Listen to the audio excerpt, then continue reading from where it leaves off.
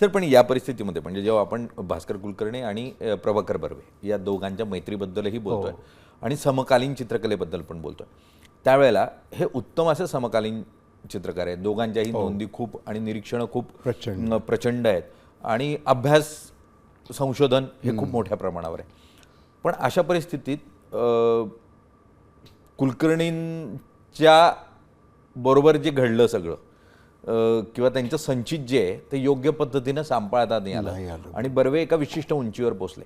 यातलं अंतर काय वाटतं आणि कुठं कुणाचं काय चुकलं वाटतं? चुकलं आपल्याकडच्या शिक्षण व्यवस्थेचं चुकलं. एक आपल्याकडे चित्रकलेला कुठलाही हे नाही. म्हणजे आता 150 वर्ष झाली जे जे स्कूलला पाठला. जे जे स्कूलची काय अवस्था आहे तुम्हाला कल्पना आहे. शिक्षण खात्याने पूर्णपणे दुर्लक्ष केलं. म्हणजे जे जे बंद केलं तर काय फरक पडणार आहे असा प्रश्न विचारणारे आपल्याला शिक्षण मंत्री मिळाले. त्यामुळे त्याच्याविषयी काही बोललं. त्यामुळे याच्यामुळे झालं काय की ज्याच्यासाठी कला संचालनालय स्थापन केलं ते कला संचालनालय काम केलंच नाही. ते फक्त हे करत बसले, काय म्हणतात, शिक्षणाचंच काम करत बसले. ते देखील वाईट पद्धतीने केलं. त्यामुळे काही साहित्यविषयक भाग झाला नाही.